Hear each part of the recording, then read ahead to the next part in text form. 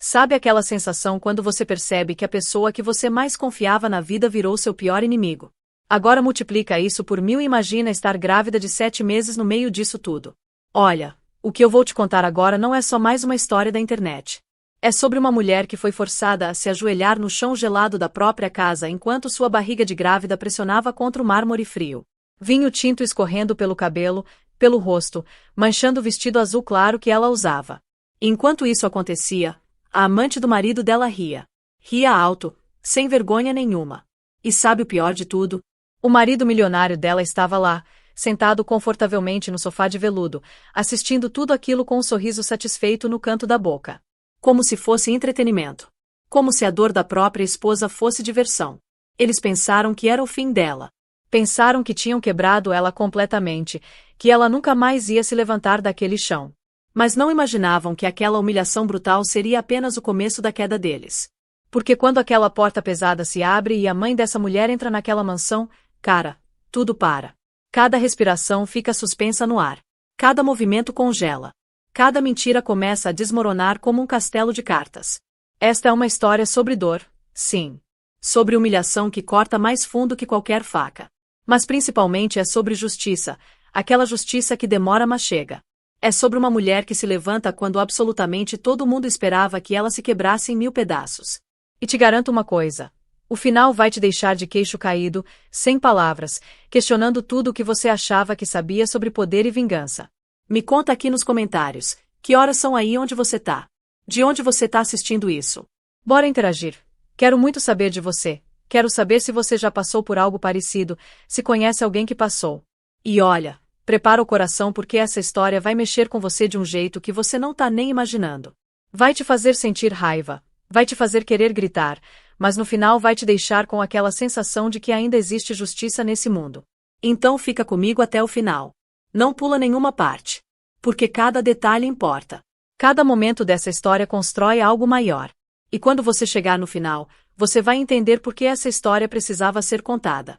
Vamos começar do começo, porque você precisa entender o cenário completo para sentir o peso do que aconteceu. A mansão Cross não era apenas uma casa grande. Era praticamente um palácio moderno. Daqueles que você vê em revista de luxo e pensa caramba, quem mora aqui deve ser muito feliz, deve ter uma vida perfeita. Pois é, grande mentira. Imagine uma construção imensa, com colunas de mármore italiano que brilhavam sob a luz natural.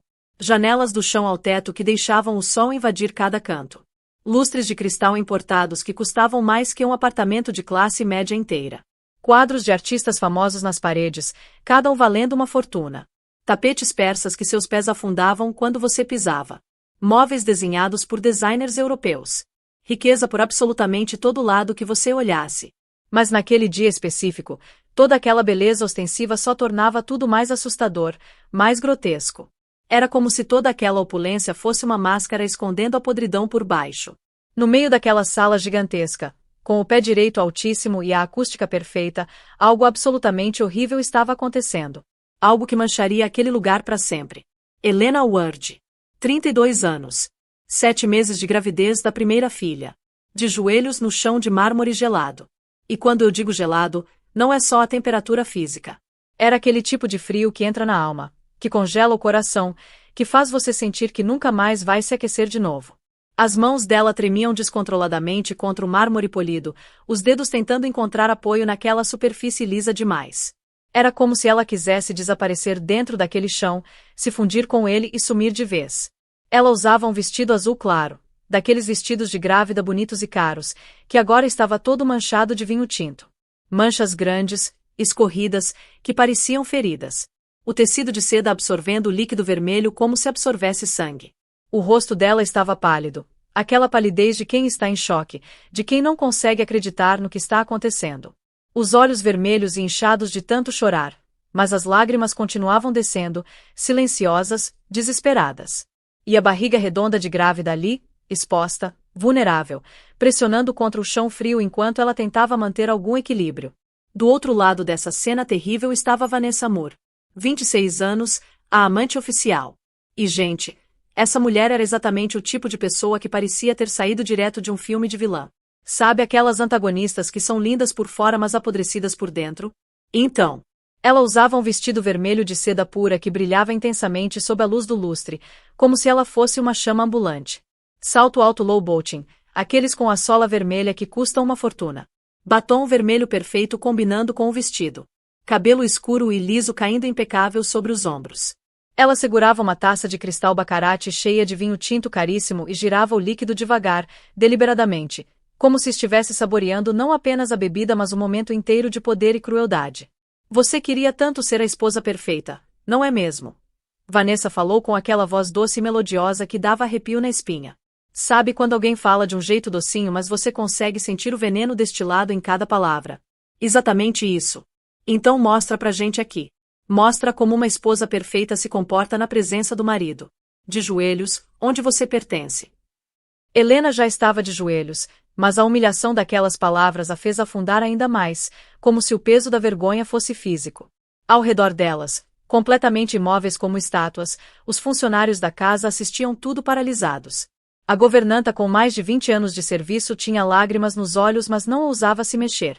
O mordomo desviava o olhar, incapaz de encarar aquela cena mas igualmente incapaz de intervir. As empregadas mais jovens seguravam as bandejas com as mãos tremendo. Todo mundo ali sabia que aquilo estava profundamente errado, que estava ultrapassando todos os limites do aceitável, mas ninguém tinha coragem de fazer absolutamente nada. O medo tinha tomado conta de cada pessoa naquela sala como uma doença contagiosa. Vanessa olhou ao redor para os funcionários congelados e sorriu ainda mais, satisfeita com o poder que exercia. Vocês todos ouviram o Sr. Cross, não ouviram? Ele quer paz e harmonia na casa dele. Então vamos garantir juntos que a esposa dele aprenda de uma vez por todas qual é o lugar dela nessa nova configuração familiar. Agora, presta muita atenção nessa parte porque é importante. No sofá de veludo italiano cor de vinho, sentado com as pernas cruzadas como se fosse um rei medieval no seu trono observando os súditos, estava Damian Cross. 37 anos. O marido de Helena. Dono daquela mansão, ou pelo menos era o que ele achava. Um homem que parecia ter saído de uma propaganda à cara de perfume masculino ou de relógio suíço. Camisa preta de seda italiana justa o suficiente para mostrar o corpo definido de quem frequentava academia cara com personal trainer. Calça social impecável. Sapato italiano brilhando. Cabelo perfeitamente penteado. Postura ereta, confiante, arrogante. Em uma mão ele segurava um charuto cubano caríssimo. Na outra mão, nada. Ele simplesmente observava a cena se desenrolar como se estivesse assistindo a uma peça de teatro da qual ele era o diretor. Ela mesma se colocou nessa situação desagradável. Ele disse com uma calma assustadora, aquela calma de psicopata que te dá mais medo que qualquer grito. A voz dele era educada, modulada, como se estivesse discutindo o clima ou o cardápio do jantar. Eu avisei múltiplas vezes para ela não levantar a voz na minha presença. Avisei para se comportar adequadamente. Mas ela insistiu em me desrespeitar. Imagina só. O homem que um dia ajoelhou e pediu essa mulher em casamento, que prometeu amar e proteger ela em todos os momentos da vida, que jurou diante de Deus e de testemunha ser fiel na alegria e na tristeza, na saúde e na doença, falando isso. Helena levantou a cabeça com dificuldade, o pescoço doendo do esforço, os músculos tensos. Ela ainda tentava, sabe? Ainda procurava um restinho de humanidade no olhar dele, um flash da pessoa que ela tinha amado. Damian, por favor. A voz dela saiu quebrada, rouca, quase inaudível. Isso não é você. Você não é assim. O homem que eu casei não faria isso. Por favor, lembra de quem você era. Foi exatamente aí que Vanessa decidiu escalar a crueldade. Os saltos dela bateram forte no mármore fazendo um som que ecoava pela sala inteira como tambores de execução. Taque, taque, taque. Cada passo deliberado, teatral. Ela parou bem na frente de Helena, tão perto que Helena conseguia sentir o calor do corpo dela, o cheiro enjoativo do perfume caro misturado com champanhe. E então, o vinho desceu. Vanessa inclinou a taça devagar, saboreando cada segundo, e deixou o vinho tinto descer sobre a cabeça de Helena. Vermelho escuro. Pesado. Frio. Escorrendo pelo cabelo loiro de Helena, descendo pela testa, queimando os olhos, escorrendo pelas bochechas misturado com lágrimas, pingando no pescoço, manchando o vestido ainda mais. Manchando tudo. Transformando ela numa visão patética, quebrada, humilhada. Um dos empregados mais velhos soltou um suspiro sufocado, quase um soluço. Uma das empregadas jovens levou a mão à boca para não gritar. Mas ninguém, absolutamente ninguém, ousou dar um passo à frente para ajudar. É bem simples, Querida. Vanessa sussurrou perto do ouvido de Helena, a voz baixa mas audível o suficiente para todo mundo ouvir. Pede desculpa pro seu marido. Fala bem alto que você não é nada sem ele. Fala que você é uma inútil, uma parasita que só sobrevive por causa da generosidade dele. Vai, fala. Helena piscou repetidamente, tentando limpar o vinho que ardia nos olhos. As lágrimas se misturavam com o líquido vermelho criando listras rosadas no rosto dela. O corpo inteiro tremendo, não só de frio mas de choque, de humilhação, de uma dor emocional tão profunda que era quase física. Mas mesmo assim, mesmo completamente destruída, ela não curvou a cabeça completamente. Tinha algo nela, um resquício minúsculo de dignidade, que se recusava a morrer. Me desculpa, ela sussurrou. A voz tremia mas tinha uma qualidade estranha. Não era só submissão. Tinha desafio escondido ali também, como uma brasa ainda acesa sob as cinzas. Mais alto. Vanessa praticamente gritou, a máscara de doçura caindo por um segundo revelando a fúria por baixo. Todo mundo aqui precisa ouvir. O motorista lá fora precisa ouvir. Me desculpa. Dessa vez a voz de Helena ecoou pela sala toda, bateu nas paredes de mármore, subiu até o teto alto, encheu cada canto daquele espaço. Um eco de derrota que parecia não ter fim. Damian soltou o ar devagar, profundamente, como se aquele som de rendição o acalmasse de alguma forma doentia. Como se ele tivesse finalmente recebido o que queria. Os ombros dele relaxaram. Ele se recostou mais confortavelmente no sofá. Tá vendo, Vanessa? Ela consegue aprender quando quer. Ela consegue ser razoável quando entende as consequências. Eu sempre disse que ela só precisava de um pouco de orientação firme. A risada de Vanessa foi assustadora. Aguda, cristalina, falsa, cruel. O tipo de som que te dá calafrio e faz você querer cobrir os ouvidos. Ah, mas eu ainda não terminei com ela. Ainda tem mais uma lição. Ela se agachou na frente de Helena, ficando na altura dos olhos dela, e colocou a borda do copo de cristal embaixo do queixo de Helena, forçando o rosto dela para cima. Agora, lambe o copo limpo. Mostra gratidão pelo vinho caro que você desperdiçou. Silêncio absoluto caiu sobre a sala. O tipo de silêncio que dói nos ouvidos, que pressiona o peito, que faz o tempo parecer parar. Até o relógio antigo na parede pareceu parar de fazer tic-tac. O bebê na barriga de Helena chutou. Forte. Desesperado. Como se até a criança ainda não nascida estivesse protestando contra aquela insanidade, contra aquele abuso absurdo.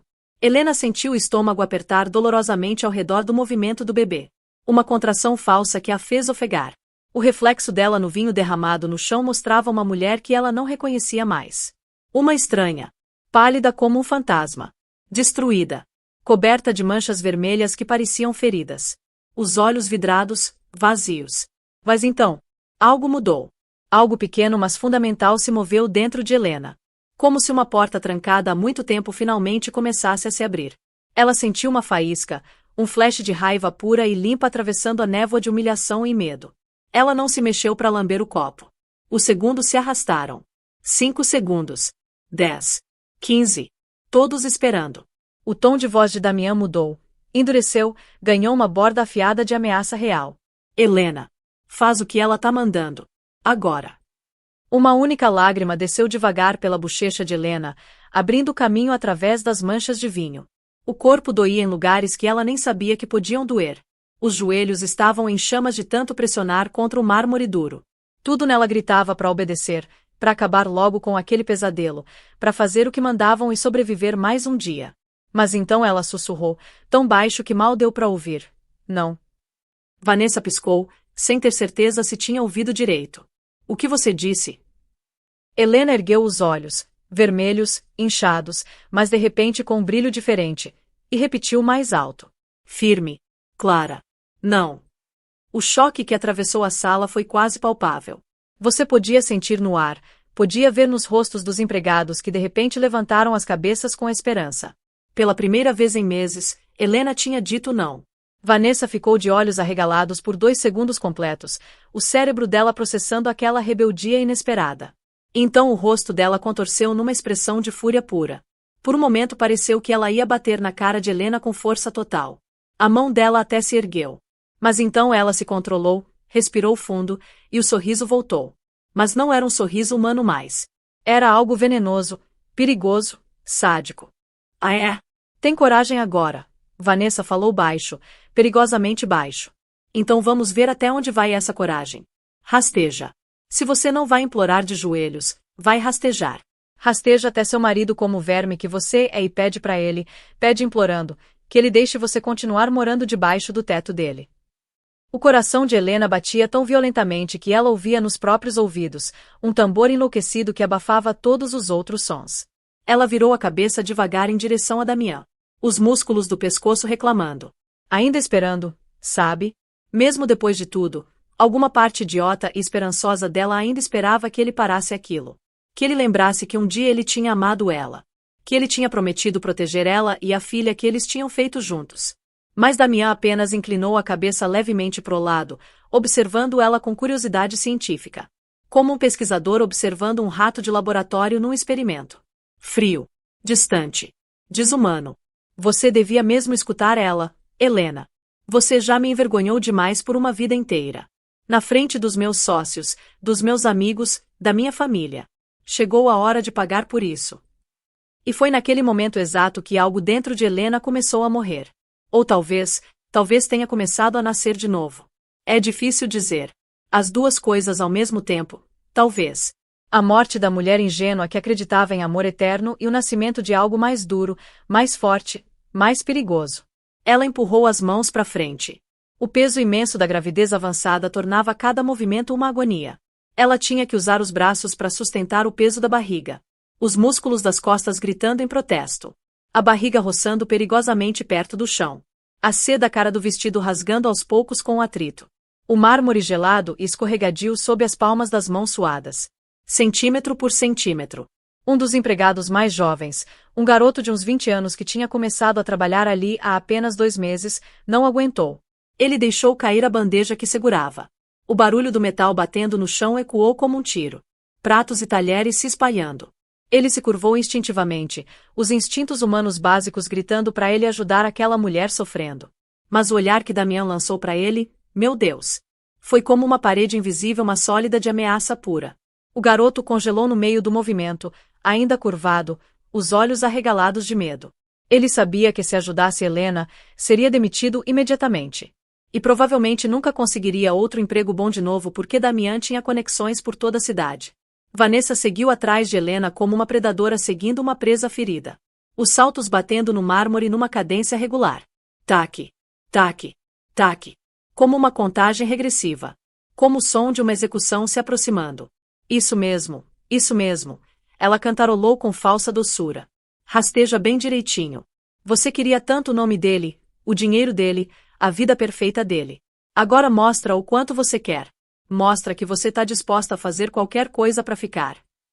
Cada centímetro que Helena se arrastava era uma agonia nova. As costas dela ardiam com dor muscular intensa. A barriga doía por causa das contrações falsas que o estresse estava provocando. Os joelhos estavam definitivamente sangrando agora, ela podia sentir o sangue quente escorrendo. O bebê continuava chutando, cada vez mais agitado, como se tentasse acordar a mãe, como se implorasse para ela parar de se submeter àquilo. Finalmente, depois do que pareceu uma eternidade, mas provavelmente foram apenas 2 ou 3 minutos, ela chegou na beirada do sofá onde Damião estava sentado.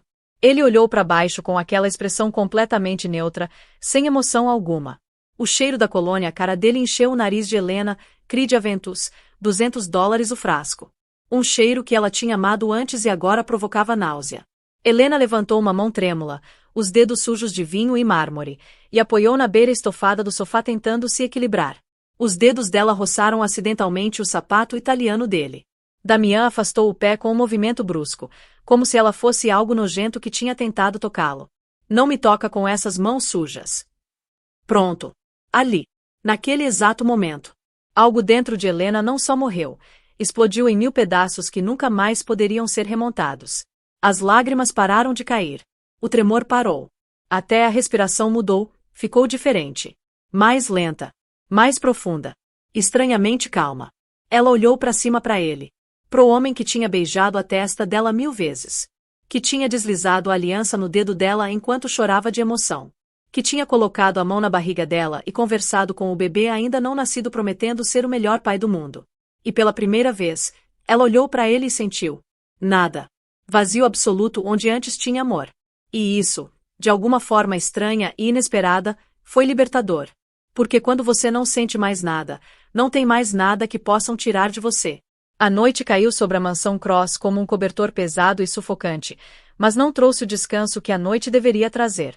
Só trouxe uma escuridão diferente, mais densa, mais ameaçadora. As luzes dentro da casa continuavam acesas, lustres, abajures, spots, mas eram luzes duras, frias, fluorescentes, que não aqueciam nada e ninguém. Aquelas paredes que nos anos anteriores tinham ecoado com festas elegantes, jantares sofisticados com conversas sobre arte e negócios, risadas genuínas de amigos, agora guardavam apenas silêncio pesado e fantasmas de promessas quebradas. Helena estava sentada rigidamente na beirada de um sofá no quarto de hóspedes do segundo andar. Nem era mais o quarto do casal. Não, ela tinha sido relegada para um cômodo menor, mais distante, como se fosse uma visita indesejada na própria casa. Um cobertor fino de algodão, nada comparado aos cobertores de cachemir que ela costumava usar, estava jogado sobre os ombros dela de qualquer jeito. Alguém tinha tido pena e jogado ali. Ela nem sabia quem. O mármore sob os pés descalços ainda cheirava vagamente a vinho mesmo depois de alguém ter limpado. Aquele cheiro adocicado e enjoativo que gruda nas narinas. O cabelo dela, duro e grudento pelas manchas secas de vinho que ela não tinha tido energia para lavar completamente, pregava desconfortavelmente na bochecha e no pescoço. O bebê se mexia inquieto lá dentro. Eram chutes pequenos mas constantes, persistentes, como se a criança estivesse tentando comunicar algo importante. Ei mãe, eu tô aqui. A gente vai ficar bem. Ou talvez mãe, me tira daqui, esse lugar não é seguro. Helena não sabia interpretar mais. A porta se abriu sem aviso e sem batida de cortesia. O perfume de Vanessa entrou primeiro, invadindo o espaço como sempre. Sempre aquele perfume enjoativo, doce demais, pesado demais, Lancôme la vie est belle, que agora Helena associava permanentemente com crueldade. Você devia dormir, Vanessa falou com uma falsa preocupação maternal que fazia seu tom parecer ainda mais insultuoso. Ela entrou carregando um copo de água que ela obviamente não tinha intenção nenhuma de oferecer para Helena. Era só um prop teatral. O Damião odeia ver seu rosto inchado de chorar pela manhã. Ele disse que estraga o clima da casa, deprime os funcionários. Helena virou a cabeça muito devagar, como se tivesse 100 anos de idade. Os músculos do pescoço reclamando. A voz saiu rouca, arranhada de tanto silêncio e choro suprimido. Por que você tá fazendo isso comigo? Eu nunca fiz nada pra você. Eu nem te conhecia antes de você aparecer na vida dele. Vanessa soltou aquele sorriso. Aquele sorriso específico que ela reservava para esses momentos, quando ela sabia que tinha poder total. Porque eu posso, simples assim. Porque ele me deixa. Porque você continua pateticamente achando que ainda importa alguma coisa para alguém nessa casa. Ela caminhou até o sofá oposto e sentou com movimentos estudados, cruzou as pernas elegantemente, o vestido vermelho ainda impecável mesmo depois de horas. Você teve sua chance de ser rainha, Helena. Teve anos para consolidar sua posição. Mas você foi fraca. Foi boa demais. Confiou demais. Agora pode aprender como é ser invisível, como é sumir aos poucos até virar um fantasma na própria casa. Helena puxou o cobertor mais para perto, mas ele não aquecia nada. Os lábios tremeram mas ela forçou o silêncio. Vanessa se inclinou para frente, cotovelos nos joelhos, postura de quem vai contar um segredo suculento. Quer saber a verdade completa? Ele me disse, na cama aliás, que nem tem certeza se o bebê é dele. Disse que vocês mal transavam nos últimos meses antes dele me conhecer. Disse que deveria ter te largado já faz tempo mas ficou por pena e por medo do que os sócios dele iam pensar. As palavras acertaram Helena como socos diretos no estômago. Cada uma. Ela automaticamente levou a mão à barriga, os dedos se espalhando protetoramente sobre o tecido fino da camisola, sentindo o ritmo suave e constante da vida crescendo ali dentro. Sua filha. Deles. Não importava o que ele dissesse agora. Isso não é verdade. Isso é mentira. Talvez seja. Talvez não seja. Vanessa deu aquele de ombros desdenhoso. Mas sabe o que importa de verdade? Verdade é o que as pessoas acreditam. E ele acredita em mim agora. Os amigos dele acreditam em mim. Os advogados dele vão acreditar em mim. A palavra dele contra a sua. Por favor.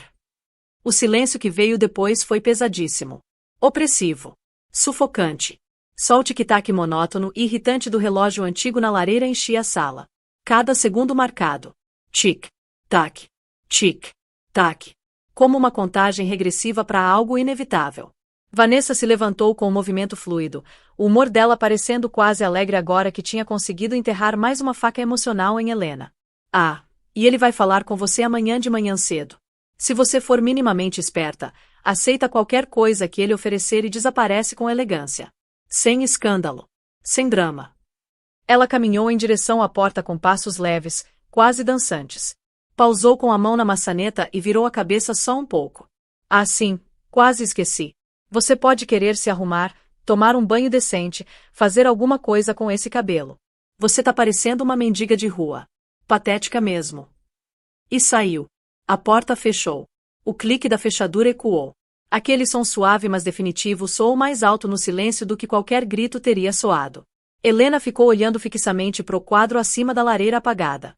Um retrato de família profissional tirado 3 anos antes, quando ela estava com 4 meses da primeira gravidez. Antes dela perder aquele bebê aos 5 meses. Antes de tudo desmoronar. Na foto, ela e Damian sorrindo largamente, genuinamente felizes, a mão dele pousada protetoramente sobre a pequena curva da barriga dela, os dois olhando um pro outro com aquele olhar que não se falsifica. Amor real. Ou pelo menos ela tinha achado que era. Agora aquela foto emoldurada em prata maciça era só uma mentira carapendurada na parede. Uma piada cruel. Ela queria arrancar aquilo da parede e jogar no chão até o vidro se estilhaçar em 1000 pedaços. Um barulho súbito atrás dela fez todo o corpo estremecer violentamente. A porta se abrindo de novo. Damian entrou dessa vez, e o cheiro que o acompanhava era uma mistura de colônia cara, uísque escocês de 18 anos e fumaça de charuto cubano. Ele nem olhou diretamente para ela no início. Foi direto para o minibar no canto, pegou uma garrafa de Macallan, colocou 3 pedras grandes de gelo num copo de cristal. O som do gelo tilintando era estranhamente alto no silêncio. Você fez uma bela cena hoje, ele disse finalmente, ainda de costas. A voz controlada, medida, como se estivesse numa reunião de negócios discutindo números de vendas. Helena engoliu seco, a garganta doendo. Eu não pedi nada disso. Eu não provoquei nada. Ele virou então, segurando o copo, e pela primeira vez olhou diretamente para ela. Os olhos dele estavam vazios. Como se olhasse para um móvel velho que precisava ser descartado. Você me envergonhou. Você tem alguma noção, alguma ideia remota do que isso significa no meu mundo? As pessoas falam, Helena. Os funcionários falam entre si. Os investidores ouvem rumores. Os sócios especulam. A reputação de um homem no meu nível é tudo. É mais valiosa que dinheiro. E você manchou a minha. Ela balançou a cabeça fraca, o movimento fazendo o quarto girar um pouco. Você deixou aquela mulher me humilhar na frente de todo mundo. Ela conquistou o lugar dela. Ele cortou friamente. Ela entende as regras do jogo. Ela sabe se comportar em sociedade. Ela me respeita. A voz de Helena saiu tremendo de indignação e dor misturadas. Respeitando você fazendo sua esposa grávida rastejar pelo chão.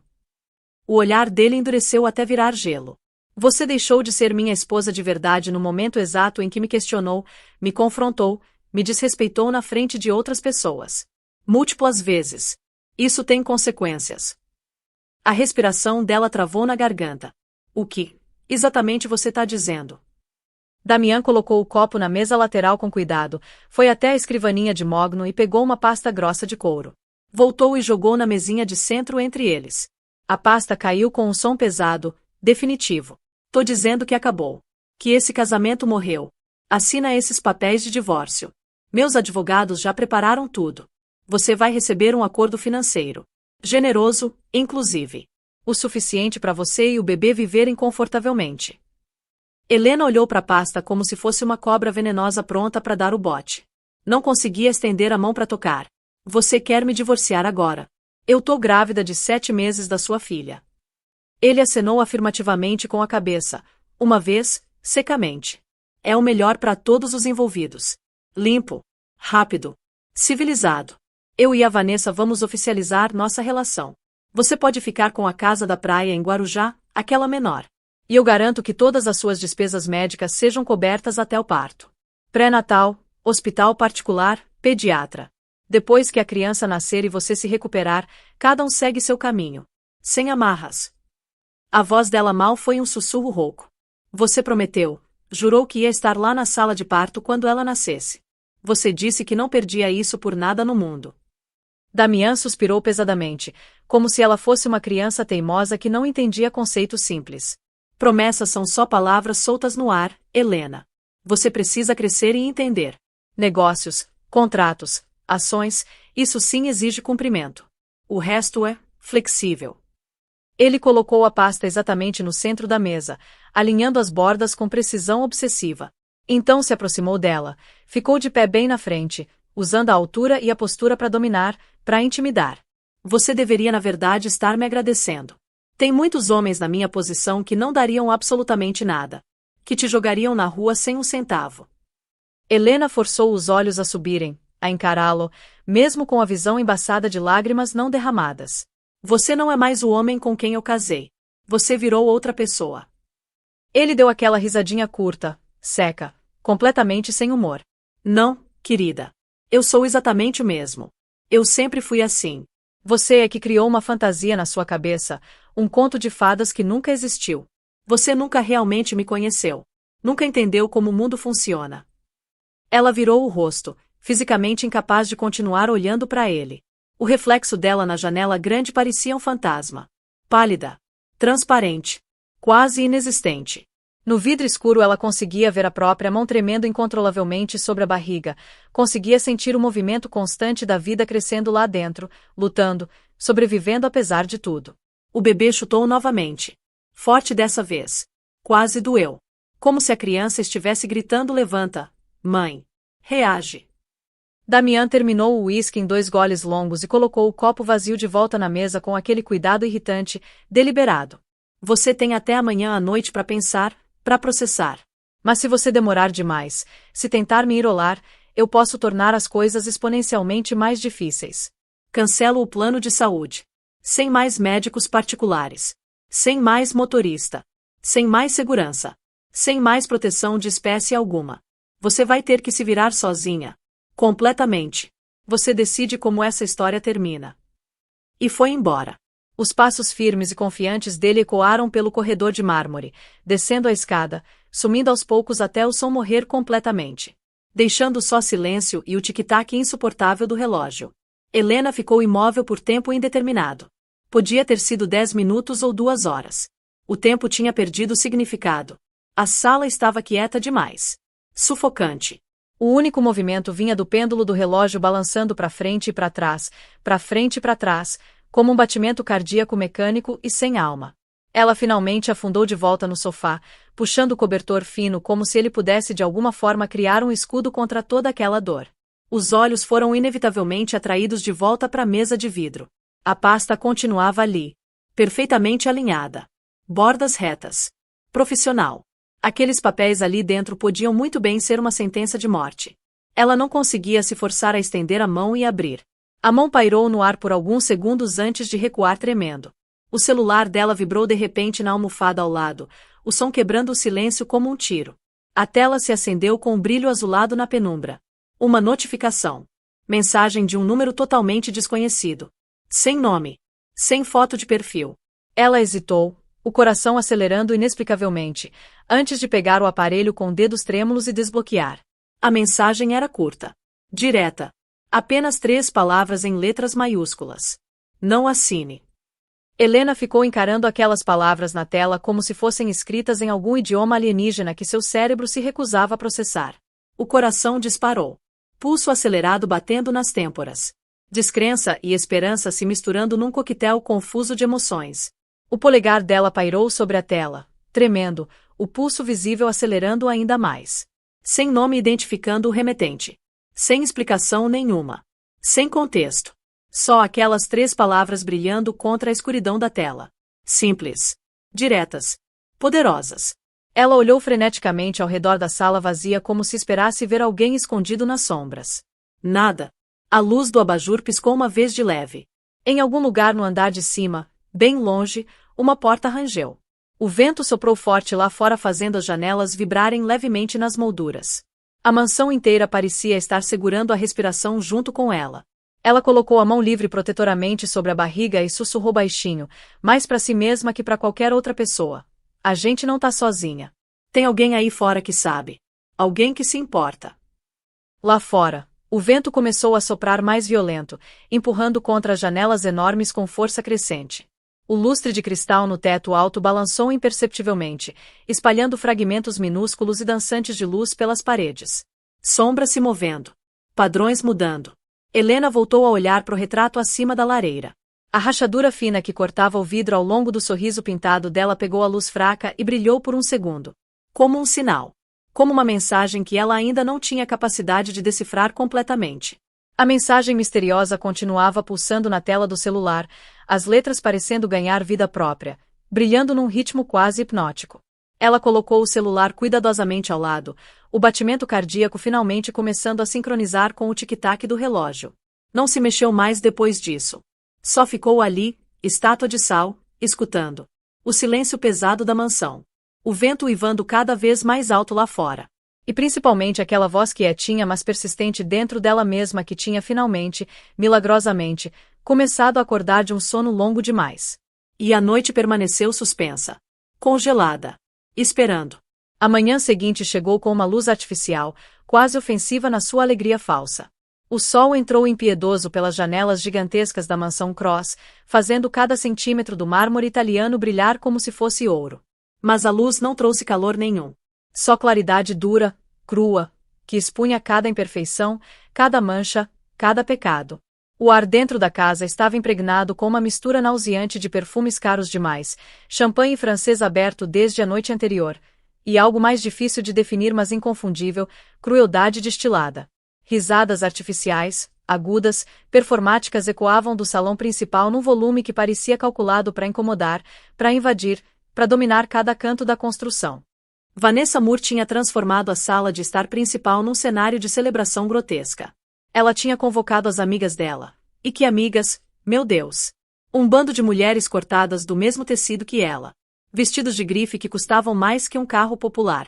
Saltos low-bolting, Jimmy Choo, Manolo Blahnik que faziam um barulho ensurdecedor no mármore a cada passo. Bolsas Hermes e Chanel jogadas descuidadamente sobre os sofás. Maquiagens impecáveis aplicadas por profissionais. Cabelos perfeitamente escovados e coloridos nos melhores salões. Sorrisos branqueados e afiados como lâminas de barbear. Um quarteto de cordas, músicos de verdade, contratados para a ocasião, tocava suavemente perto da escadaria principal. Vivaldi. Mozart. Música clássica bonita, elegante, que deveria trazer paz mas que naquele contexto só servia como trilha sonora para barbárie disfarçada de civilização. No epicentro de toda aquela encenação, Vanessa reinava absoluta. Ela usava um vestido de seda marfim que parecia quase um vestido de noiva, como se já estivesse ensaiando pro papel. O tecido fluía perfeitamente ao redor do corpo dela, captando e refletindo cada raio de luz. Em uma mão ela segurava uma taça de cristal baccarat cheia de mimosa, champanhe com suco de laranja fresco espremido na hora. Na outra mão, o celular dela com a capinha de grife. Um brinde. Ela praticamente cantou, a voz projetada para alcançar cada canto. Aos novos começos. Ao amor verdadeiro que vence todos os obstáculos. Ao sucesso. E principalmente mesmo, a saber como segurar firme o que conquistamos e nunca, jamais deixar escapar. As amigas dela responderam com aplausos e gritos de aprovação que lembravam mais uma matilha de hienas que seres humanos civilizados. Taças tilintando. Risadas ensurdecedoras. Atrás de Vanessa, dominando metade da parede, uma tela de LED enorme, daquelas que você vê em eventos corporativos, exibia um slideshow automático de fotos. A festa de ontem à noite. Vanessa colada no Damian em todos os ângulos possíveis. O braço dela enrolado possessivamente nos ombros dele. A mão dela no peito dele. Os lábios dela deixando marcas de batom vermelho sangue na bochecha dele, no pescoço dele.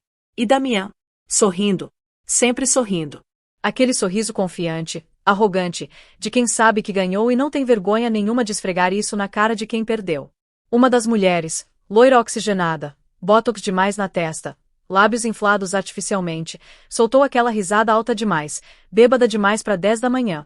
Gente, é verdade o que os blogs de fofoca estão dizendo? Que ele vai deixar a esposa antes do bebê nascer. É real isso? Os olhos de Vanessa brilharam com aquele brilho perigoso de quem tem um segredo suculento morrendo de vontade para ser contado. Ah, querida, já aconteceu. Já tá feito. Assinado, carimbado. Bom, quase. Ela tomou um gole longo da mimosa, deixando o suspense no ar propositalmente. Ela ainda tá aqui na casa, sim. Por enquanto. Por pura piedade, sabe? Coitadinha, não tem pra onde ir. Ela baixou a voz num sussurro teatral que era alto o suficiente para todo mundo ouvir perfeitamente. Mas eu já deixei clarinho pro Damião. Ela precisa assumir antes da gala de caridade do mês que vem. A gente vai anunciar nosso noivado oficial lá, na frente de todo mundo que importa. Imprensa, empresários, socialites. E a presença dela seria, como posso dizer, uma mancha na narrativa. A imprensa não gosta de histórias complicadas e confusas. Eles querem romance limpo, sabe? O grupo inteiro explodiu em risadas e comentários que se sobrepunham. Você é demais. Rainha. Ensina a gente. Uma morena de cabelos lisos demais, definitivamente chapinha japonesa ou progressiva cara, se inclinou para frente, os olhos arregalados de curiosidade mórbida. Mas gente, é verdade mesmo aquela história que tá circulando? Que você fez ela se ajoelhar? No chão? Grávida? Vanessa não demonstrou nem um pingo de vergonha ou remorso. Pelo contrário, o sorriso dela ficou ainda maior. Orgulhoso. Triunfante. Sádico. No mármore gelado, bem no meio do salão principal, com todo mundo assistindo. Ela parecia uma empregada medieval implorando perdão ao senhor feudal. Foi lindo de assistir, juro. Ela fez uma pausa dramática, saboreando a atenção total.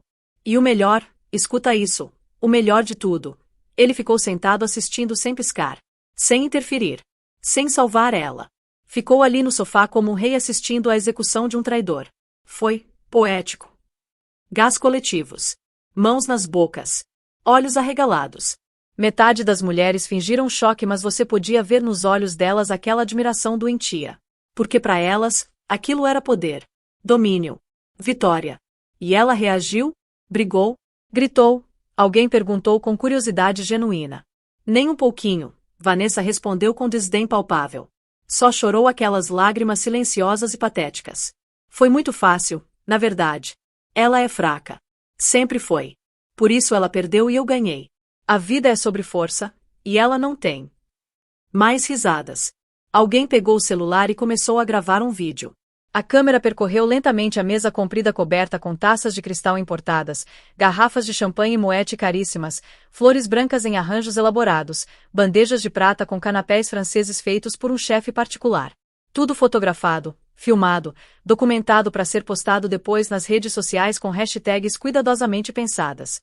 A câmera finalmente focou no rosto de Vanessa, capturando aquele sorriso triunfante, aqueles olhos brilhando de satisfação pura. A lição que eu aprendi e que quero compartilhar com vocês, Vanessa anunciou num tom quase pedagógico, como se estivesse dando uma palestra motivacional, é que se você quer vencer de verdade na vida, você não pode ter pena. Você toma tudo. A casa. O nome. O dinheiro. A lealdade. O respeito. O amor. Até a piedade das outras pessoas. Você deixa a perdedora sem absolutamente nada. Zero. Nada. Vazia. Só assim ela nunca volta. Só assim você garante seu lugar. Aplausos. Aplausos genuínos. Como se ela tivesse acabado de fazer um discurso inspirador. Você já parou para pensar no que passa pela cabeça de uma mulher quando ela vê um objeto voando na direção do rosto dela? Não um objeto qualquer, um troféu pesado de prata. E ela está grávida de 7 meses. Agora imagina que esse objeto foi arremessado pelo próprio marido dela. De propósito. O que você faria nessa situação? Chamaria a polícia? Ligaria para a família? Ou ficaria ali, tentando entender como chegou nesse ponto? A história que eu vou contar hoje não é sobre uma mulher fraca. Muito pelo contrário. É sobre alguém que transformou o pior dia da vida dela numa guerra judicial de milhões de dólares. E venceu. Fica comigo até o final porque o que essa mulher descobriu sobre o passado do marido vai te deixar de queixo caído. E o que ela construiu depois de tudo isso? Vai te inspirar profundamente. Grace estava no escritório particular do marido. Um lugar que ele chamava de Sala dos Troféus. Paredes forradas com conquistas, prêmios de polo, medalhas, símbolos de poder e sucesso. Ela tinha escolhido o vestido com cuidado naquela noite. Azul marinho, elegante, discreto. O tipo de roupa que dizia eu sei qual é o meu papel aqui. Porque sim, depois de 6 anos de casamento, Grace tinha aprendido direitinho qual era o papel dela. Ser a esposa perfeita de um milionário. Sorrir nas horas certas. Ficar quieta quando necessário. Mas naquela noite, Ela cometeu um erro. Um erro pequeno. Insignificante para a maioria das pessoas. Mas pro marido dela, foi o suficiente para mudar tudo. Eles tinham recebido um casal importante para jantar. Aquele tipo de jantar chique, com vários pratos, vinhos caros, conversa sobre arte e negócios. Durante a conversa, o marido de Grace comentou sobre uma pintura que eles tinham em casa. Um Monet. Ele disse que era de 1873. Grace, que entendia de arte, corrigiu ele gentilmente. Na verdade, amor, acho que é de 1874. Os convidados elogiaram o conhecimento dela. O marido sorriu, fingiu que estava tudo bem. Mas Grace viu a veia latejando na testa dele. Viu o maxilar travar. Conhecia esses sinais. Depois que os convidados foram embora, ele chamou ela pro escritório. E foi ali que tudo desmoronou. Você me fez passar vergonha, ele disse. A voz dele estava calma demais. Fria. Calculista. Grace tentou se explicar. Tentou dizer que não foi por mal, que os convidados nem tinham percebido como algo negativo. Mas ele não queria ouvir. Ela viu quando ele pegou o troféu. Um troféu enorme de polo, prata maciça, com quase meio metro de altura. Pesava alguns quilos. E ela viu nos olhos dele a decisão. Não foi impulso. Foi uma escolha. Ele mirou. E arremessou. Grace tentou desviar, mas como? Ela estava grávida de 7 meses. O corpo dela não respondia rápido o suficiente. O troféu acertou a lateral da cabeça dela. O som não foi dramático. Foi quase oco. Como bater numa porta. Mas o impacto jogou Grace no chão. Ela levou a mão à cabeça automaticamente. Quando olhou para os dedos, estavam vermelhos. Sangue escorrendo pela mão, pelo pulso, pingando no tapete persa caríssimo. A bebê chutou forte, como se estivesse reagindo ao choque da mãe. Como se estivesse perguntando: Mãe, o que aconteceu? Grace olhou para o marido. Ele estava parado ali, com o braço ainda estendido. O Rolex de $20.000 brilhando no pulso. O terno impecável, feito sob medida em Londres.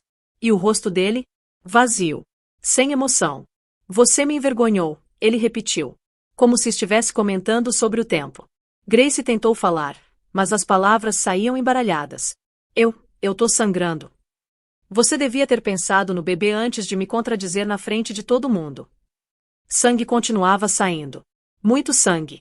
A visão de Grace começou a duplicar. Ela via 2 maridos ali, ambos olhando para ela com indiferença. Ela pegou o celular, tentou discar. Os dedos não obedeciam. Derrubou o telefone. Pegou de novo. Desbloqueou, bloqueou, desbloqueou. O cérebro dela não estava se comunicando direito com as mãos. Enquanto isso, o marido foi até o bar. Serviu um uísque para ele. Um uísque de $2.000 a garrafa. Você tá exagerando, ele disse, tomando um gole. Ferimento na cabeça sempre sangra assim. Você tá fazendo drama. Mas Grace não estava bem. A sala girava. Ela conseguiu discar, mas não ligou pro médico particular deles. Aquele médico que estava na folha de pagamento do marido, que nunca fazia perguntas, que resolvia situações discretamente. Grace ligou para a mãe. Doutora Catherine Whitman atendeu no primeiro toque. Hábito de neurocirurgião. Sempre disponível para emergências. Mãe. A palavra saiu arrastada, pastosa. Grace? O que foi? Ele jogou alguma coisa que acertou minha cabeça. Eu tô grávida. O bebê. A voz da mãe mudou completamente. Não era mais mãe. Era cirurgião. Onde acertou exatamente? Têmpora. Lado esquerdo. Muito sangue. Eu não consigo, as palavras não saem direito. Eu tô em Nova York. Já tô indo. Liga pro 192 agora, Grace. Agora. Eu fico na linha. O marido ouviu. A mandíbula dele travou. Ele caminhou até Grace, sem pressa. O controle era tudo para ele. Não seja ridícula, ele disse, a voz ainda calma. Amanhã de manhã eu te levo no Dr. Morrison se você ainda estiver reclamando. Mas Grace já estava falando com o atendente do 192, dando o endereço, tentando se manter consciente. Senhora, preciso que fique na linha. A ajuda já está a caminho. Pode me dizer o que aconteceu? Grace olhou para o marido. Ele balançou a cabeça. Um movimento pequeno. Um aviso. Meu marido, ele jogou. Minha esposa caiu. O marido disse alto, falando por cima dela. Bateu a cabeça na quina da mesa. Ela tá grávida. Eu tô muito preocupado com o bebê. Não, Grace gritou. Ele jogou um troféu em mim. As sirenes chegaram em poucos minutos. 2 paramédicos entraram. Uma mulher jovem e um homem mais velho. A mulher se ajoelhou ao lado de Grace. O crachá dela dizia Jennifer Walsh. Ela tinha olhos gentis. Do tipo que já tinha visto muita coisa. Do tipo que sabia de coisas. Senhor, preciso ouvir da paciente, Jennifer disse quando o marido tentou falar. Grace olhou para Jennifer. Realmente olhou. Viu algo no rosto dela. Crença. Essa mulher ia acreditar nela. Ele jogou, Grace disse, cada palavra separada, deliberada. O troféu. De propósito. Na minha cabeça. A expressão de Jennifer não mudou, mas os olhos mudaram. Reconhecimento. Ela já tinha atendido casos assim antes. Eu vou documentar tudo que você tá falando, Jennifer disse baixinho. Tudo que eu tô vendo, ok? Ela examinou o ferimento. Tirou fotos com o celular. Do machucado, do rosto de Grace, do sangue no tapete. Então ela se virou e olhou pro troféu, caído a uns 3 metros de distância. Tinha sangue no cavaleiro montado. Ela fotografou isso também. Senhor, Jennifer disse, como o troféu chegou ali se sua esposa caiu aqui? O marido abriu a boca. Fechou. Eu não tenho certeza.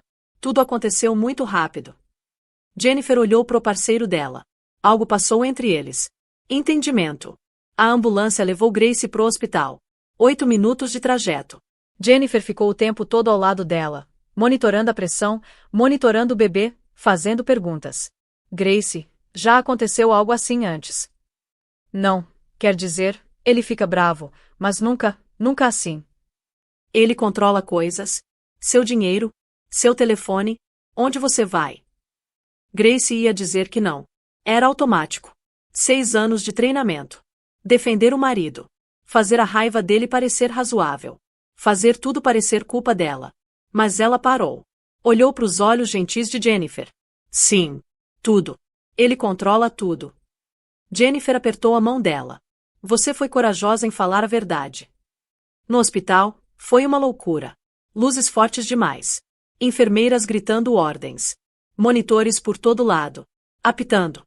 E então, o som mais lindo do mundo. Tum tum tum tum tum. O batimento cardíaco do bebê. Rápido, mas constante. Forte. Grace começou a chorar. Não de dor. De alívio. O bebê estava bem. O bebê estava vivo. Um médico chegou. Jovem, uns 30 anos. Checou as pupilas de Grace, fez perguntas. Qual seu nome? Grace Caldwell. Que dia é hoje? Sábado, não, domingo. Não tenho certeza. Quem é o presidente? Grace sabia a resposta. Sabia ontem. Mas agora, nada. A resposta não vinha. Eu não consigo lembrar. O médico olhou para a enfermeira. Tomografia agora. Fizeram a tomografia. Grace teve que ficar completamente imóvel por 12 minutos. Cada respiração parecia rachar o crânio dela. Quando voltaram com os resultados, a mãe de Grace estava lá. Doutora Catherine tinha dirigido de Manhattan. 90 minutos. Deve ter voado na estrada. Mãe, Grace disse, começando a chorar de novo. Catherine pegou a mão dela. Mão firme de cirurgião. Eu tô aqui, filha. Eu tô aqui. O médico voltou com as imagens num tablet. Senhora Caldwell, essa área escura aqui é sangue entre seu crânio e seu cérebro. Chama-se hematoma subdural. Grace encarou a imagem. O próprio cérebro dela. A prova do que o marido tinha feito dentro da cabeça dela. O bebê tá bem, né? O bebê tá ótimo. Mas Grace, isso é sério. Isso é traumatismo craniano. Os sintomas que você tá tendo, a confusão, a dificuldade com palavras, é porque seu cérebro tá sendo comprimido por esse sangue. Catherine se aproximou da tela, estudando com olhos profissionais. Grace viu o rosto da mãe fazer aquela expressão neutra e cuidadosa. O rosto que ela usava quando dava más notícias para as famílias. Qual o tamanho do hematoma? Catherine perguntou. Cerca de 15 mililitros. Tá estável agora, mas precisamos internar ela para observação. Se crescer, pode ser necessário cirurgia. Cirurgia? A mão de Grace foi pro estômago. Mas o bebê? A gente vai fazer tudo possível para proteger sua gravidez, o médico disse. Mas agora, seu cérebro é nossa prioridade. Você entende? Se isso piorar, você pode ter um AVC. Você pode morrer. Morrer. A palavra ficou no ar. Grace pensou: eu posso morrer porque o marido jogou um troféu? Porque eu corrigi ele sobre uma pintura. Catherine deu um passo à frente. A voz dela calma e clínica. Doutor, preciso deixar uma coisa clara. Isso não foi acidente. Minha filha foi atingida com um objeto pesado pelo marido dela. Isso precisa ser documentado, fotografado, reportado. O médico pareceu desconfortável. Doutora Whitman, não podemos fazer suposições. Eu não tô supondo. Tô afirmando fatos. Minha filha contou para os paramédicos o que aconteceu. A Jennifer Walsh documentou tudo.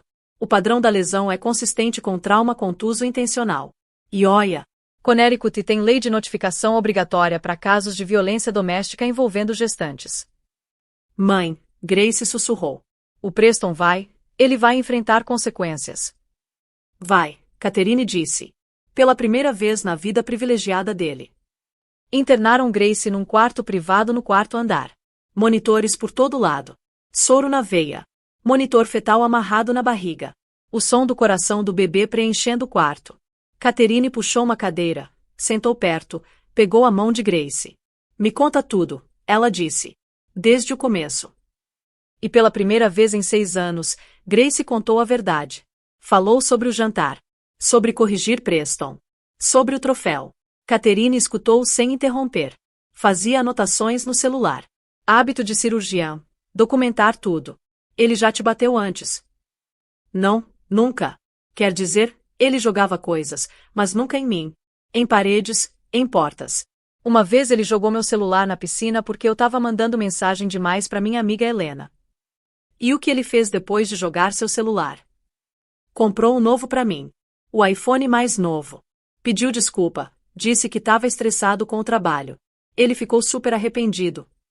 Catherine anotou isso. O que mais ele já jogou? Grace tentou lembrar. A cabeça doía, mas as memórias vieram. Um copo na parede atrás de mim porque eu sugeri jantar com a Helena e o namorado dela. O copo explodiu. Fiquei 1 hora catando os cacos.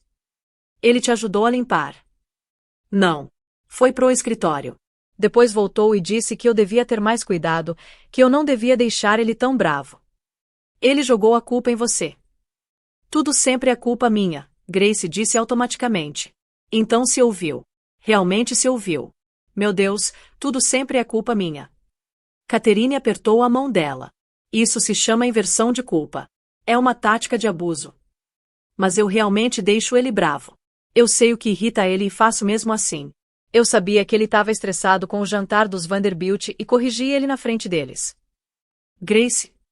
A voz de Catherine estava afiada, cortando a névoa. Você corrigiu um erro factual sobre uma pintura. Isso não é crime. Isso não merece violência. Nada que você possa dizer ou fazer justifica ele jogar um troféu na sua cabeça grávida. Grace começou a chorar. O tipo de choro feio, que faz o nariz escorrer e o rosto inchar. O tipo de choro que fez o bebê chutar alarmado. Eu achei que ia morrer, ela sussurrou. Achei que ele ia matar eu e o bebê. Eu sei, filha. Eu sei. Uma batida na porta. Um policial entrou. Jovem. Talvez uns 25 anos. Parecia desconfortável. Senhora Caldwell, sou o oficial Martinez. Preciso fazer algumas perguntas sobre o que aconteceu hoje à noite. Grace olhou para Catherine. A mãe dela acenou com a cabeça. Tudo bem. O oficial Martinez tirou um bloquinho. Pode me contar o que aconteceu com suas próprias palavras. Grace contou a história de novo. O jantar, a correção, o troféu. Estava ficando melhor em contar. As palavras vinham mais fáceis a cada vez. O oficial Martinez anotava tudo. E seu marido é Preston Caldwell, o empresário? Sim. Algo mudou na expressão dele. E você tá dizendo que ele jogou esse troféu em você intencionalmente? Sim. Eu vi ele pegar. Vi ele mirar. Senhora Caldwell, tem certeza? Traumatismo craniano pode causar confusão. Talvez você tenha entendido errado. Ela não entendeu errado, Catherine disse. Ela contou a mesma história para os paramédicos antes de ser tratada. Antes de qualquer um poder influenciar ela. Senhora, eu só tô tentando apurar os fatos. Os fatos são que minha filha tem um hematoma subdural por trauma contuso. Os fatos são que o troféu foi encontrado a 3 metros de onde ela foi ferida. Os fatos são que o marido dela tem dinheiro e você já tá tentando dar uma saída pra ele. O rosto do oficial Martinez ficou vermelho. Eu só tô fazendo meu trabalho. Então faça direito. Tire fotos. Entreviste os paramédicos. Pegue as tomografias. Monte um caso. Ele saiu depois de mais 10 minutos. Grace sabia que ele não ia levar adiante. Homens como Preston não eram presos. Eles tinham advogados. Tinham conexões. Tinham dinheiro. Depois que ele saiu, Helena chegou. A melhor amiga de Grace entrou como um furacão. Deu uma olhada na cabeça enfaixada de Grace e começou a chorar. Meu Deus, Grace. Eu vou matar ele. Helena, não. Eu tô falando sério. Eu vou realmente matar ele. Helena sentou na beira da cama, evitando cuidadosamente as linhas de soro e os monitores. Eu sabia que ele era controlador. Sabia que era um babaca. Mas isso é tentativa de homicídio. Foi só, ele estava bravo. Para! A voz de Helena estava feroz. Para de arranjar desculpa para ele. Ele jogou um troféu na sua cabeça grávida. Não tem desculpa para isso. Nenhuma. Grace acenou com a cabeça, sentindo as lágrimas voltarem. Eu tô com medo. Eu sei. Mas sua mãe tá aqui. Eu tô aqui. A gente vai resolver isso. Helena ficou por 1 hora. Fez Grace rir apesar de tudo. Contou histórias sobre o último encontro desastroso dela, sobre a mãe tentando arranjar um moço bonito da clínica de fisioterapia. Coisas normais. Coisas que lembraram Grace que existia um mundo fora daquele quarto de hospital. Fora do controle de Preston. Depois que Helena foi embora, Catherine puxou o laptop. Grace, eu tava pensando. A gente precisa ser estratégico nisso. Como assim? Preston tem dinheiro. Dinheiro compra advogados. Advogados controlam narrativas. A gente precisa controlar nossa própria narrativa. Precisamos de evidências, documentação, tudo. Mãe, eu só quero descansar. Eu sei, e você vai. Mas primeiro, preciso que você pense. Preston fez alguma outra coisa. Qualquer coisa controladora ou preocupante. Mesmo coisas pequenas. Grace pensou. A cabeça doía, mas ela tentou. Ele rastreia meu celular. Tem um aplicativo que ele diz que é para segurança, caso aconteça alguma coisa enquanto eu tô grávida. Catherine anotou isso. O que mais? Ele controla o dinheiro. Eu tenho um cartão de crédito, mas ele checa cada compra. Me questiona se eu compro algo que ele não aprova. Ano passado eu queria fazer aulas de pintura. Ele disse que era desperdício de dinheiro, que eu devia focar na gravidez.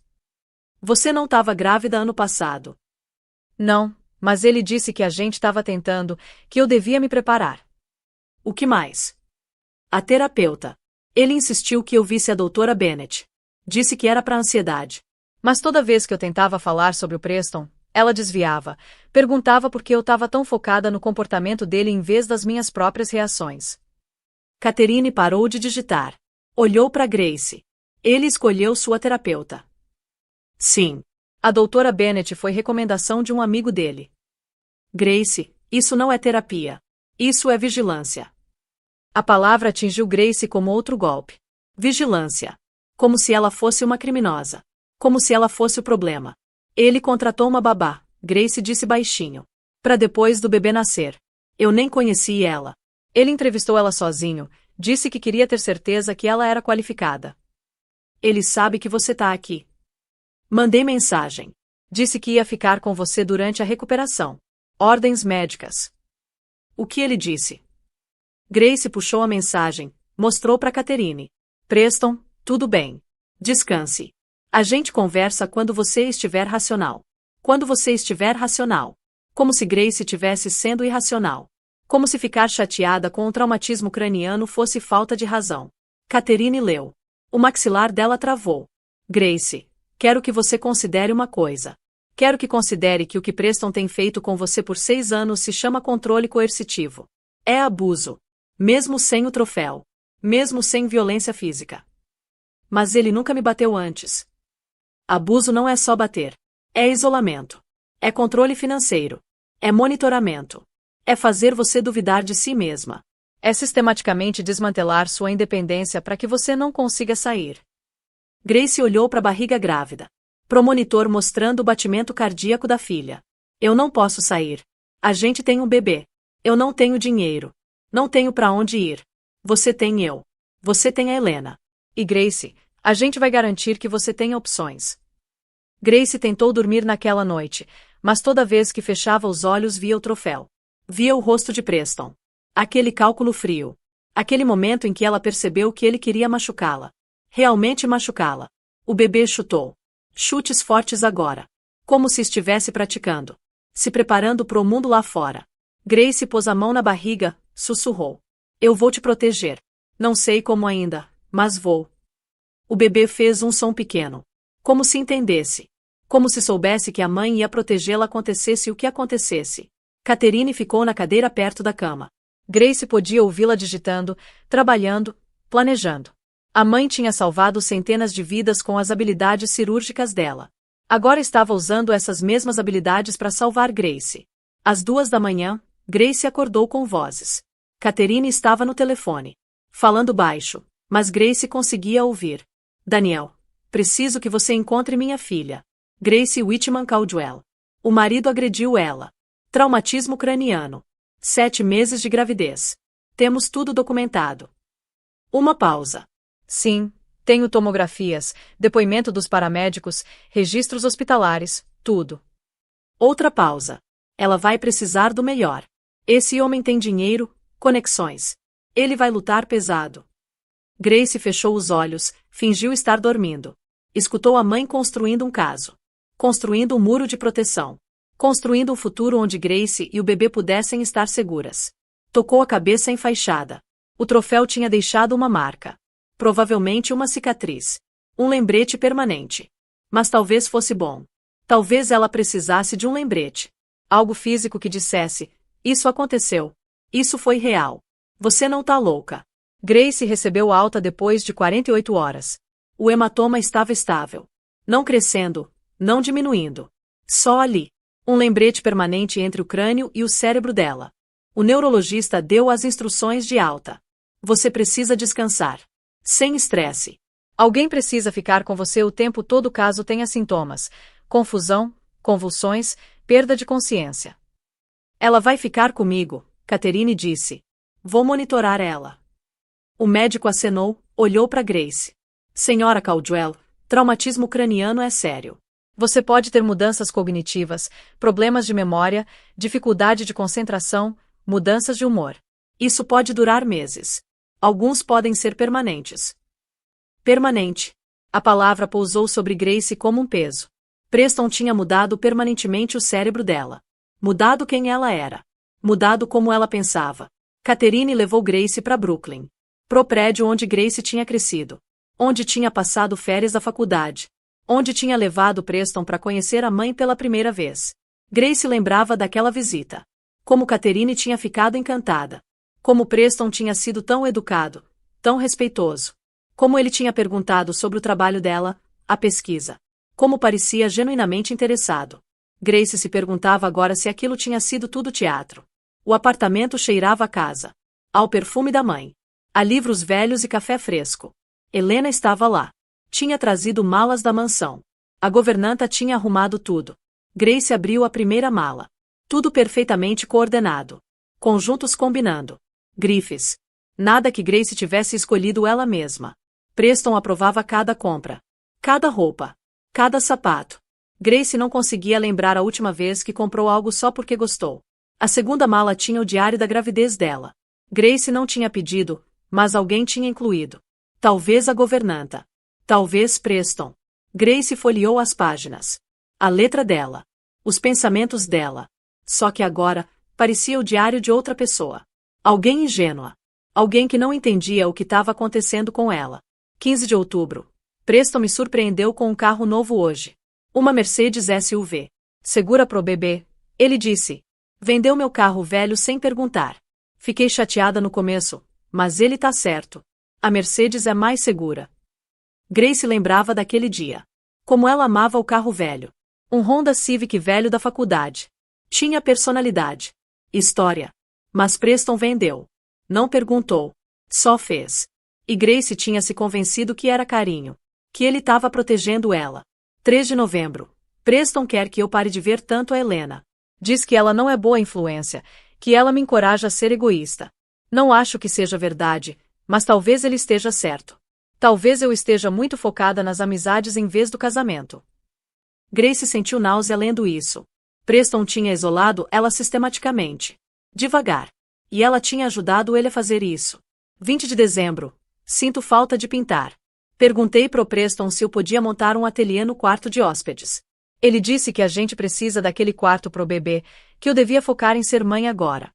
Minha arte pode esperar. Ele provavelmente tá certo. Grace arrancou a página. Depois outra. E outra. Rasgando a evidência do próprio apagamento. O bebê chutou forte. Como aprovação. Como isso, mãe, rasga tudo. Helena entrou no quarto, viu as páginas rasgadas espalhadas na cama. Ótimo. Essa versão de você precisa morrer. Isso é meio pesado, Grace disse. Mas sorriu um pouco. É verdade. Aquela Grace fazia desculpas. Essa Grace luta de volta. Catherine apareceu na porta. Daniel Burkevitz está aqui. Você tá pronta para conhecer ele? Grace tocou a cabeça enfaixada. Olhou para os papéis rasgados. Pro rosto feroz da Helena.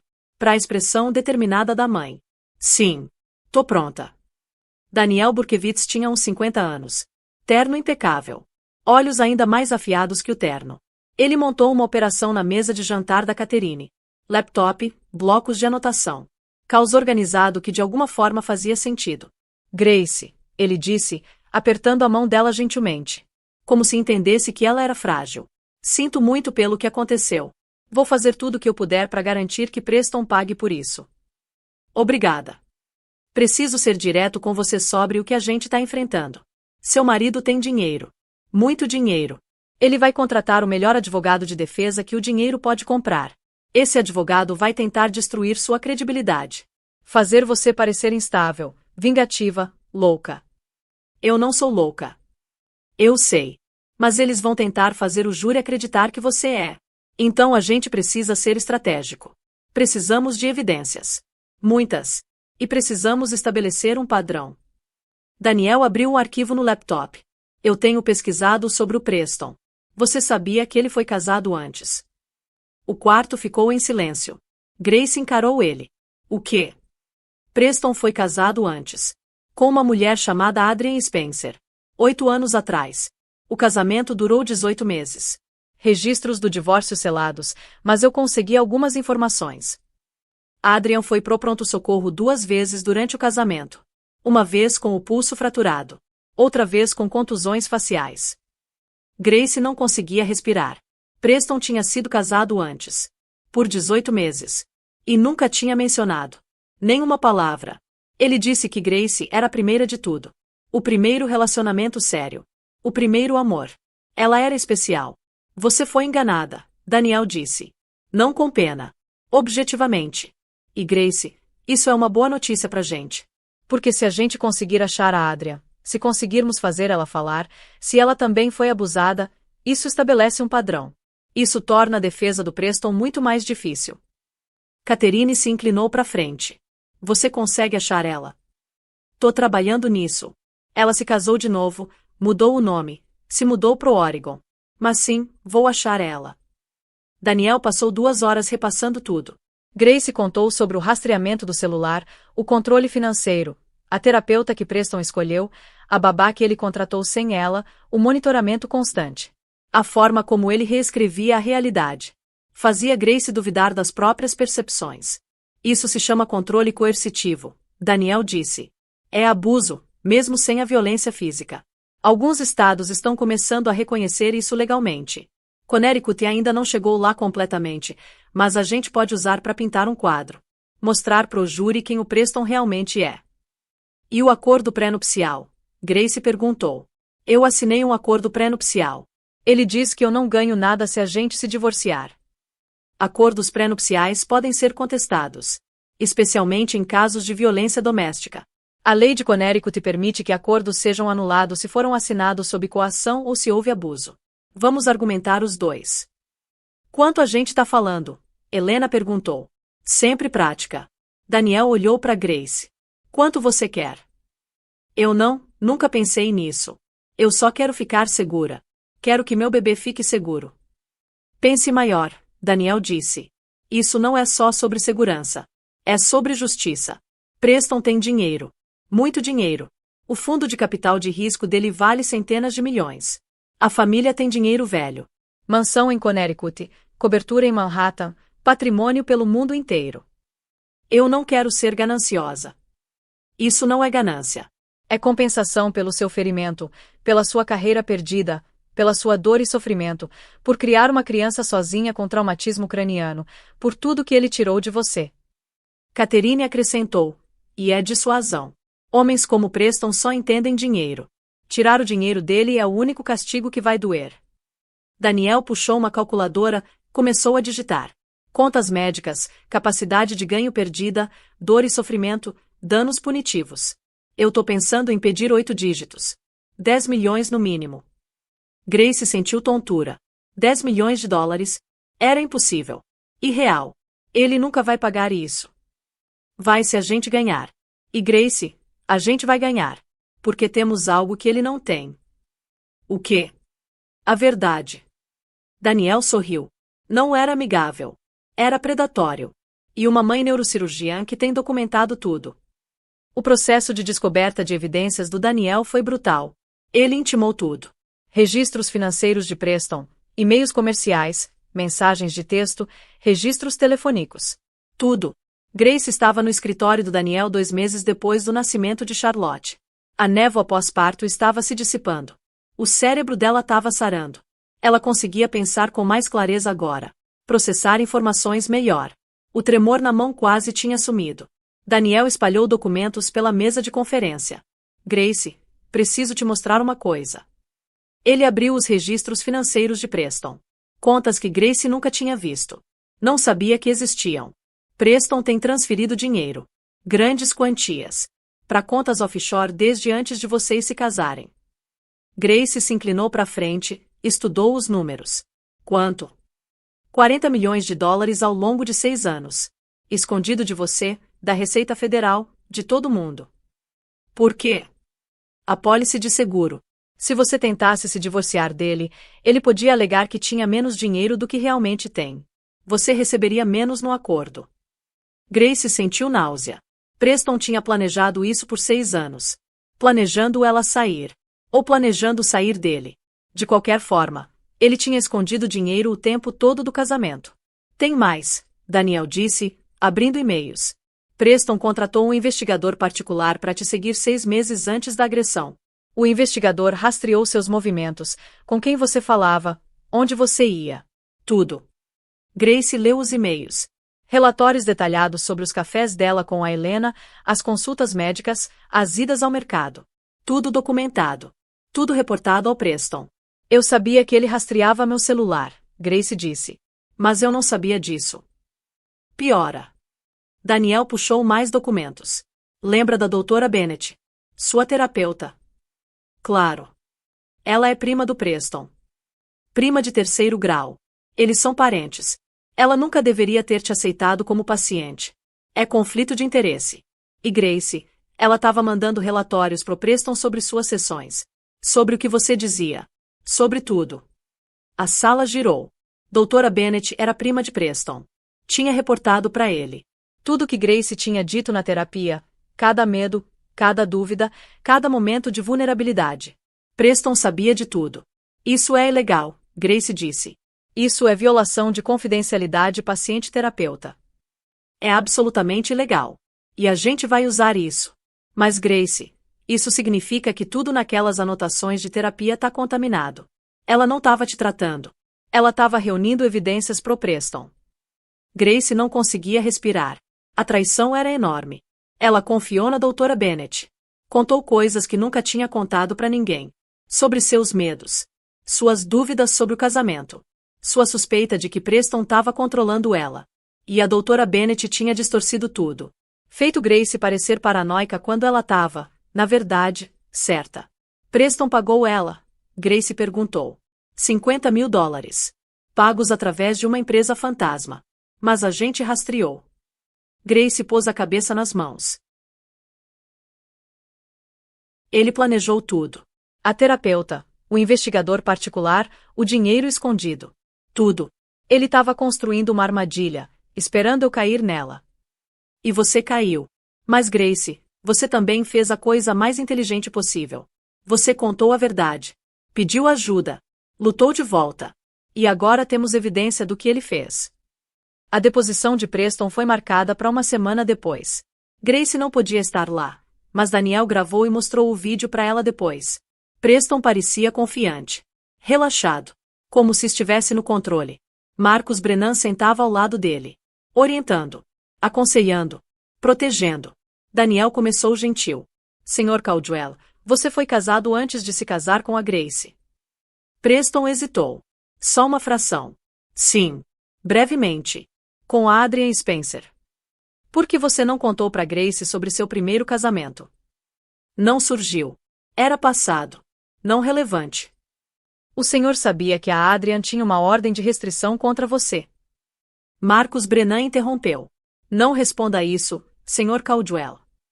Vou perguntar de novo. Você sabia sobre a ordem de restrição? Eu invoco meu direito da quinta emenda de não responder. Daniel sorriu. Vamos falar sobre a doutora Claire Bennett. Ela foi terapeuta da Grace, correto? Sim. Grace estava lutando com ansiedade. Eu queria que ela recebesse ajuda. Você sabia que a doutora Bennett é sua prima de terceiro grau? A expressão de Preston vacilou. Eu não lembrava disso. É um parentesco distante. Você pagou $50.000 para a doutora Bennett. Não me lembro. Deixa eu refrescar sua memória. Daniel puxou extratos bancários. Essa é uma transferência da sua empresa fantasma para a conta da doutora Bennett.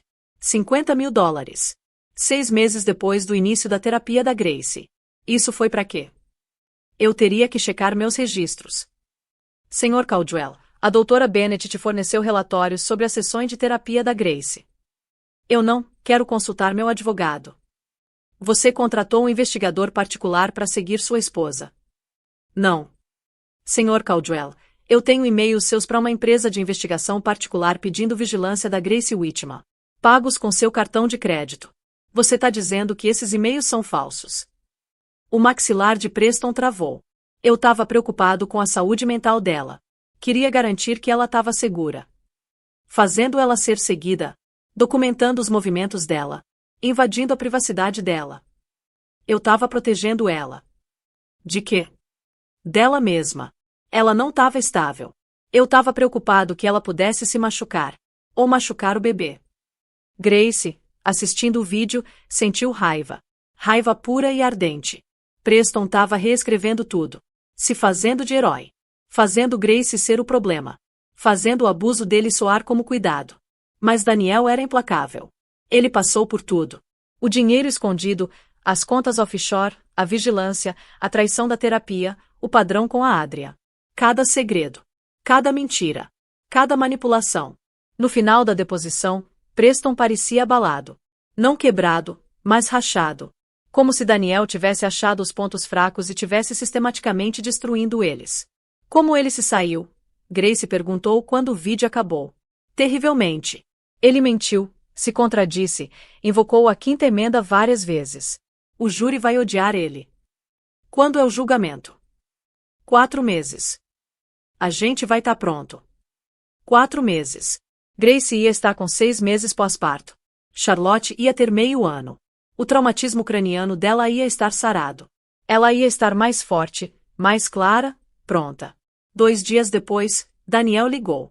Grace, eu achei a Adrian Spencer. O coração de Grace pulou. Achou? Sim. Ela tá disposta a conversar. Só com você. Sem advogados, sem gravação. Ela quer conhecer a mulher que finalmente denunciou ele. Onde ela tá? Portland, Oregon. Eu posso voar. Grace olhou para Catherine. A mãe dela acenou. A gente vai juntas. 2 dias depois, Grace e Helena estavam num avião para Portland. 8 meses de gravidez agora. Com traumatismo craniano ainda afetando o equilíbrio dela. Ela não devia estar voando. Mas fez mesmo assim. Algumas coisas eram mais importantes que ordens médicas. Encontraram a Adrian num café no centro de Portland. Grace a reconheceu imediatamente. Linda. 40 e poucos anos. roupas caras. Bem-sucedida. Parecia que tinha a vida nos trilhos. Como se nada de ruim tivesse acontecido com ela. Mas Grace viu. Viu a forma como a mão da Adrian tremia um pouco quando ela pegou o café. A forma como os olhos dela iam para a porta. A forma como ela sentou de costas para a parede. Grace conhecia esses comportamentos. Conhecia intimamente. Eram mecanismos de sobrevivência. O que o abuso deixa para trás. Grace, Adrian disse, olhando para a barriga grávida de Grace. Para a cicatriz desbotada na têmpora dela. Reconhecimento cruzou o rosto dela. Ele te acertou na têmpora também. Grace tocou a cicatriz. Troféu. Troféu de polo de prata. O meu foi um porta-retrato. Pesado, de cristal. Ele jogou quando eu sugeri passar o dia de ação de graças com minha família em vez da dele. Conversaram por 2 horas. Sobre Preston. Sobre o padrão. O controle. O isolamento. A forma como ele fazia você duvidar de si mesma. Fazia você se sentir louca. Fazia você achar que merecia. Eu fiquei por 18 meses, Adrian disse. 18 meses demais. Mas eu não tinha ninguém. Meus pais tinham morrido. Não tinha amigos. Preston garantiu isso. Não tinha dinheiro. Não tinha opções. Como você saiu? Quase não saí. A segunda ida ao pronto-socorro, o hematoma, eu quase morri. O médico me disse que se eu voltasse para casa, eu podia não sobreviver ao próximo incidente. Então eu não voltei para casa. Liguei para um abrigo de violência doméstica do hospital. Eles me ajudaram a desaparecer. Você denunciou ele? Fiz um boletim de ocorrência. Os advogados do Preston fizeram desaparecer. Pagaram todo mundo. Me fizeram assinar um termo de confidencialidade em troca do acordo de divórcio. Eu tava com medo, sem dinheiro, sozinha. Então assinei. Sinto muito, Grace disse. Não sinta. Eu sobrevivi. Isso é o que importa. E Grace, você é mais corajosa do que eu fui. Você tá lutando de volta. Com advogados tão caros quanto os dele. Com sua mãe ajudando. Com evidências. Você tá fazendo o que eu não consegui fazer. Você vai testemunhar? Grace perguntou. Contra o Preston no meu caso. Sobre o que ele fez com você. Adrian ficou quieta por um longo momento.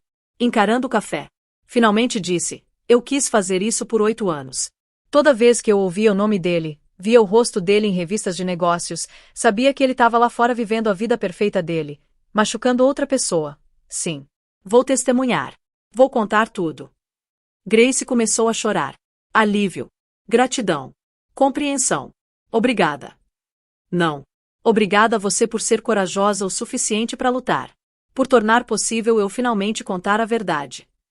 Elas se abraçaram. 2 mulheres. 2 sobreviventes. 2 pessoas que tinham amado o mesmo homem e aprendido da forma mais difícil que o amor dele era veneno. No avião de volta, Grace se sentiu diferente. Mais leve. Menos sozinha. Ela não era a única. Preston tinha feito isso antes. E provavelmente faria de novo se alguém não o parasse. E Grace ia ser aquela que ia parar ele. Helena apertou a mão dela. Você tá bem? Eu tô com raiva, Grace disse. Muito, muito com raiva.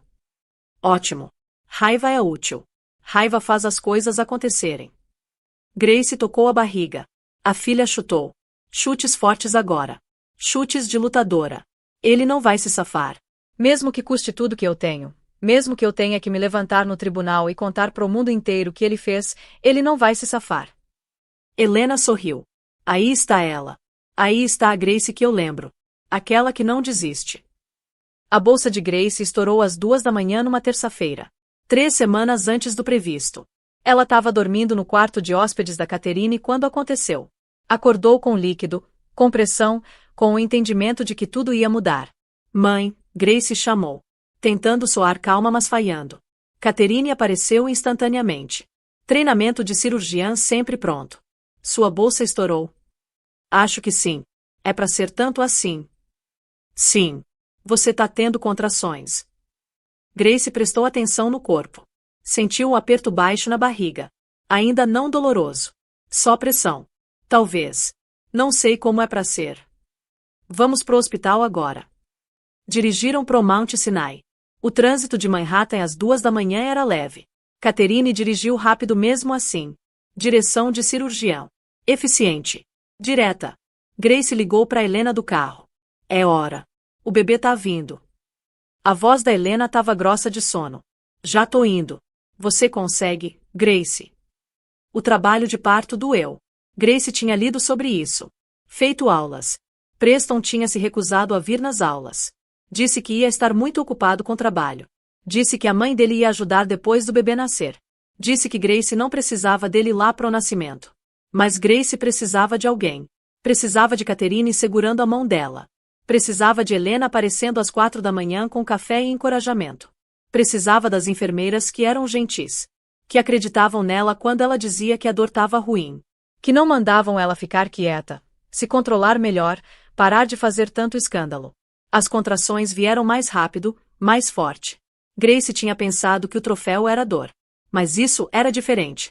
Isso era o corpo dela se rasgando para trazer vida ao mundo. Isso era violência a serviço da criação. Ao meio-dia, Grace estava exausta. O bebê não estava descendo. Algo estava errado. A médica entrou. Doutora Mitchell. A obstetra que tinha checado Grace no pronto-socorro. Grace, o batimento cardíaco do bebê tá caindo. Acho que a gente precisa fazer cesárea. O bebê tá bem. Ela tá em sofrimento. O cordão umbilical pode estar comprimido. Precisamos tirar ela. Grace olhou para Catherine. O rosto da mãe estava cuidadosamente neutro. Mas Grace podia ver a preocupação por baixo. Tudo bem, Grace disse. Faz. Prepararam ela para a cirurgia. Anestesia raquidiana. Catéter. Campos cirúrgicos. Grace estava acordada para tudo. Podia sentir pressão, mas não dor. Podia ouvir os médicos conversando. Termos médicos. Coordenadas. Instruções. Mãe. Grace não conseguia ver Catherine. O campo cirúrgico bloqueava a visão dela.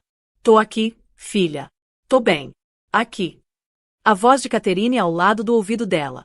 A mão apertando a de Grace. Grace ouviu o som de corte. Sentiu pressão de puxão. Mais puxão. Então um choro.